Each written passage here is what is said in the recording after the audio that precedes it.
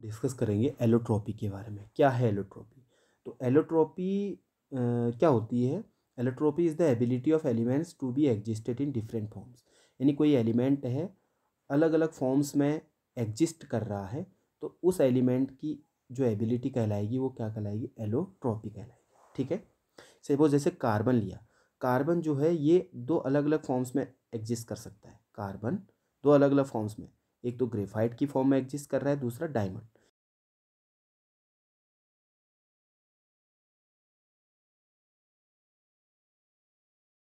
Diamond ये भी carbon के एटम से बना हुआ है, यानी बने दोनों कार्बन के एटम से ही हैं, लेकिन दोनों में क्या होगा? कार्बन के एटम्स का अरेंजमेंट अलग अलग होगा। अगर मैं आपको ग्रेफाइट बोलूँ, ग्रेफाइट आपको कुछ ऐसे दिखेगा। ग्रेफाइट में कार्बन के एटम्स ऐसे अरेंज होंगे। अगर मैं डायमंड बोलूँ, डायमंड में कार्बन के एटम्स ऐसे अरेंज होंगे। ठीक है। एक और होगा जैसे हम C60 बोलते हैं, नया कोई, ये भी कार्बन का ही एलोट्रॉप होता है। इसमें कार्बन के एटम ऐसे अरेंज होते हैं। ठीक है। तो एक कार्बन अलग अलग फॉर्म्स में एग्जिस्ट कर रहा है, 3 फॉर्म अलग अलग फॉर्म्स में एग्जिस्ट कर रहा है। बने कार्बन के एटम से ही, लेकिन 3 अलग अलग फॉर्म में एग्जिस्ट कर रहा है ना। तो कार्बन की 3 अलग अलग फॉर्म हो गई।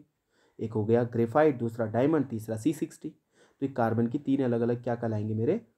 एलोट्रॉप्स कहलाएंगे। कार्बन की क्या है? 3 के 3, एक कार्बन की क्या है? एलोट्रॉप्स है। समझ बात आ गई? तो एलोट्रॉपी बात समझ में आ गई। एलोट्रॉपी क्या है?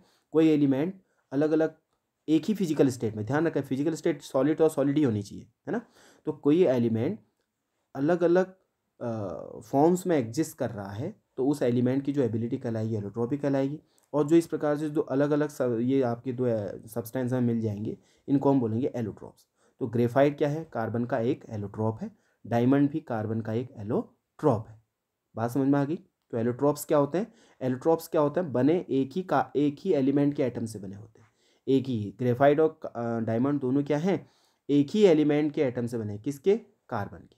यानी कार्बन के एटम्स से ही बने हुए हैं दोनों, लेकिन दोनों में क्या है? अरेंजमेंट अलग अलग है। जैसे मैंने आपको यहाँ दिखाया, दोनों में एटम्स का अरेंजमेंट अलग अलग है।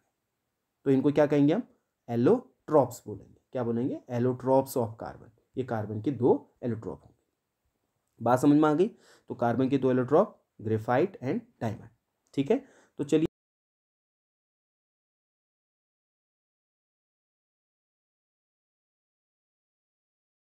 यानी एक ही एलिमेंट के एटम से बने होते हैं एलोट्रॉप्स। दूसरा, they have different arrangement of atom. उसमें एटम्स का अरेंजमेंट डिफरेंट होता है। जैसे हमने यहाँ देखा एटम्स का अरेंजमेंट, यहाँ अरेंजमेंट अलग तरीके से, यहाँ अलग तरीके से। ठीक है। तीसरा, they have same physical state. Physical state भी दोनों की सेम होगी। ये दोनों सॉलिड स्टेट में होंगे। दोनों क्या होंगे? फिजिकल स्टेट भी एलोट्रॉप्स की एक जैसी रहती है। अगला, दे हैव डिफरेंट प्रॉपर्टी। अच्छा, अगर अरेंजमेंट ऑफ द आइटम अलग अलग हो जाएंगे तो प्रॉपर्टी भी दोनों की क्या हो जाएगी? अलग अलग हो जाएगी। हो सकता है एक सॉफ्ट हो, दूसरा हार्ड हो, है ना। इस टाइप से दोनों की क्या हो जाएंगी? प्रॉपर्टीज़ भी क्या हो जाएंगी? अलग अलग हो जाएंगी। ठीक है। तो चलिए कार्बन के जो हमारे पास 2 आइसोट्रोप हमने अभी यहाँ आपको बताया था, ग्रेफाइट एंड डायमंड, इनके बारे में स्टडी करते हैं। क्या है ग्रेफाइट एंड क्या है डायमंड? देखो ग्रेफाइट के बारे में अगर मैं आपको बताऊँ, ग्रेफाइट जो है सबसे पहला एलोट्रॉप है कार्बन का, ग्रेफाइट। तो ग्रेफाइट के बारे में बताएं तो ग्रेफाइट में क्या होता है? 1 carbon is attach to 3 other carbon atom. यानी एक कार्बन 3 अदर कार्बन से अटैच रहता है। जैसे ये कार्बन है, ये 3 अदर कार्बन से इस प्रकार से अटैच रहता है। समझ में बात आ गई? दूसरा, इट हैज़ लेयर स्ट्रक्चर। इसमें स्ट्रक्चर कैसा होता है? Layer structure. लेयर स्ट्रक्चर बोले तो यानी जैसे कॉपी के पेजेस होते हैं ना, एक के ऊपर एक पेज, एक के ऊपर एक पेज, एक के ऊपर, ऐसे लेयर स्ट्रक्चर में होता है इस टाइप से। सपोज ये देखो, यहाँ पे लेयर स्ट्रक्चर, जैसे एक लेयर नीचे बनी हुई है, लेयर पूरी, इसके ऊपर एक दूसरी लेयर बनी है नीचे, इसके ऊपर एक तीसरी लेयर बनी होगी, ऐसे लेयर स्ट्रक्चर में होगा। ठीक है। तो ग्रेफाइट क्या होता है? लेयर स्ट्रक्चर में होता है। कैसे, किस स्ट्रक्चर में होता है? लेयर स्ट्रक्चर में होता है। And it has the hexagonal structure. और हेक्सागोनल अलग अलग हेक्सागोनल टाइप के बने हुए, जैसे यहाँ पर एक हेक्सागोनल इस टाइप से, ये कार्बन कार्बन के एटम बना होगा, ये कार्बन, है ना, ये कार्बन, ये का हेक्सागोनल, एक यहाँ से इस प्रकार से एक लेयर नीचे बनी होगी हेक्सागोनल लेयर, एक लेयर इसके ऊपर बनी होगी हेक्सागोनल लेयर। यहाँ पर कार्बाइड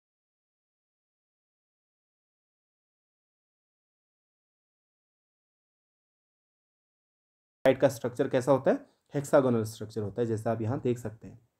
ये हेक्सागोनल स्ट्रक्चर को देखो, एक हेक्सागोनल ये नीचे बना है, ये एक इसके बगल में एक लेयर बन जाती, पूरी प्लेट बन गई, पूरी शीट बन गई, इसके ऊपर एक दूसरी शीट है, ये हेक्सागोनल शीट एक ऊपर बन गई।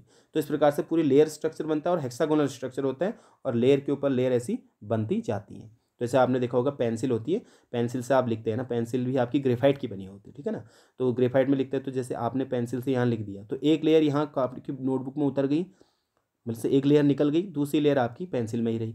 इस प्रकार से लिखते लिखते एक दिन देखना है कि पूरी पेंसिल आपकी घिस जाती है, इसका मतलब सारी लेयर्स ये निकल गई है, एक लेयर निकली, ये सब लिखा आपने, ये बाहर की लेयर निकल गई, अब आपकी पेंसिल में ये लेयर आई, फिर इससे लिखोगे फिर अंदर की लेयर, ऐसे लेयर लेयर लेयर लेयर वो लिखते जाओगे, लेयर आती जाएगी, तो क्या होगा, पेंसिल आपकी घिस जाती है। तो ये ग्रेफाइट से बना होता है, ठीक है, पेंसिल आपकी, ठीक है। क्यों? क्योंकि इसमें क्या होता है, लेयर स्ट्रक्चर होता है, एक लेयर आसानी से निकल सकती है। There is no strong bonding among layer, तो क्यों, अब लेयर के बीच में कोई बॉन्डिंग नहीं होती है। सपोज ये लेयर बना है, एक लेयर ये बनी, एक लेयर बनी, इनके बीच में कोई स्ट्रॉन्ग बॉन्डिंग नहीं है, एक दूसरे को पकड़ा नहीं है इन लोगों ने, इन दोनों लेयर्स ने, तो क्या होगा, एक लेयर आसानी से निकल सकती है, फिर पीछे की लेयर आ जाएगी, है ना।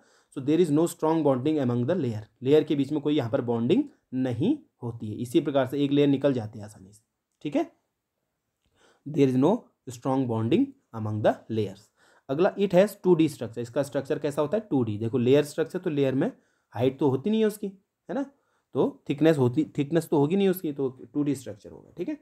It is used as lubricant, इसको ल्यूब्रिकेंट के रूप में यूज़ किया जा सकता है हमें। ग्रेफाइट को हम किसके लिए यूज़ करते हैं, ल्यूब्रिकेंट में, जैसे चिकनाई के लिए, कहीं पर चिकनाई के लिए इसको यूज़ किया जाता है, किसे, ग्रेफाइट को। तीसरा, it is very soft solid, ये बहुत सॉफ्ट होता है, and good conductor of electricity, और इलेक्ट्रिसिटी का क्या होता है,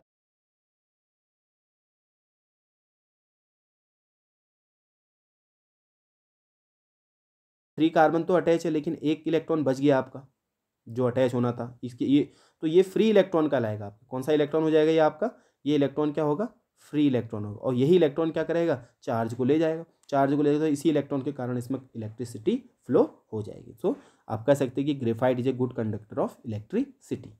ग्रेफाइट क्या है, इलेक्ट्रिसिटी का गुड कंडक्टर। तो ये तो है कार्बन का हमारा पहला एलोट्रोप, जो कि क्या था, ग्रेफाइट, ठीक है। अब दूसरे एलोट्रोप के बारे में स्टडी करते हैं, diamond.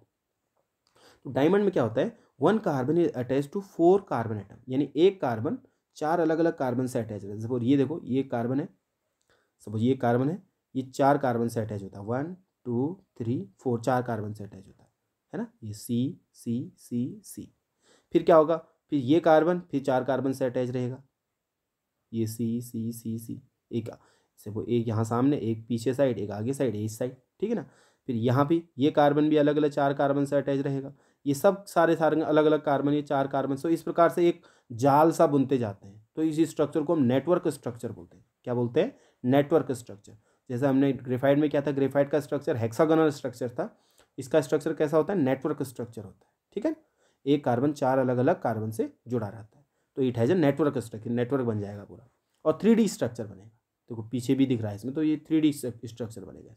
And it is the hardest, जैसे ग्रेफाइट क्या था, सॉफ्ट सब्सटेंस था, लेकिन कार्बन, ये डायमंड क्या है, सबसे ज़्यादा हार्डेस्ट होता है।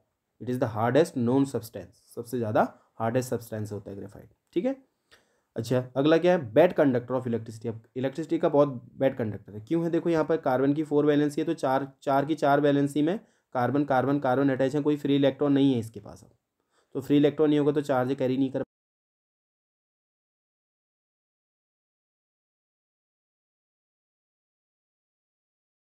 स्ट्रक्चर होता है डायमंड का, ये है डायमंड का स्ट्रक्चर।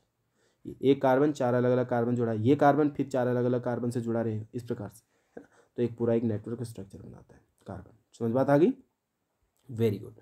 तो ये था डायमंड एंड ग्रेफाइट के बारे में। एक और आपके सिलेबस में, तो अभी समझ लो इसको, है ना, एक और कार्बन का एलोट्रोप होता है, दैट इज C60। इसका नाम बोलते हैं बकमिंस्टर फ्लोरीन। क्या बोलते हैं, बकमिंस्टर फ्लोरीन, ठीक है। तो ये भी एक कार्बन के एटम से ही बना हुआ है। इसमें क्या होता है, हम 60 कार्बन के एटम को अरेंज करके फुटबॉल टाइप का स्ट्रक्चर बना देते हैं, कुछ ऐसे, ये कुछ ऐसे बना दिया, सपोज फुटबॉल टाइप का स्ट्रक्चर बना दिया, 60 कार्बन के एटम्स को अरेंज किया तो एक फुटबॉल टाइप का स्ट्रक्चर बन दिया, तो अलग नया सब्सटेंस बन गया, इसका नाम बोल देंगे हम बकमिंस्टर फ्लोरीन या C60। बात समझ में आ गई, C60 या बकमिंस्टर फ्लोरीन इसका नाम हो जाएगा। ये भी 3D स्ट्रक्चर होता है और नेटवर्क सॉलिड ये भी होता है, पूरा नेटवर्क टाइप का बना है और सॉलिड होता है, ठीक है। तो इस प्रकार के ये थे कार्बन के एलोट्रोप्स। और कार्बन के एलोट्रोप्स मीन्स कार्बन अलग अलग फॉर्म्स में एग्जिस्ट किया, कार्बन के एटम्स को ही हमने डिफरेंट डिफरेंट फॉर्म में अरेंज करके नए नए सब्सटेंस हमने देखे। जैसे ग्रेफाइट था, डायमंड था, C60 था, तो ये तीनों क्या थे, कार्बन के एलोट्रोप्स थे, ठीक है डियर, ओके।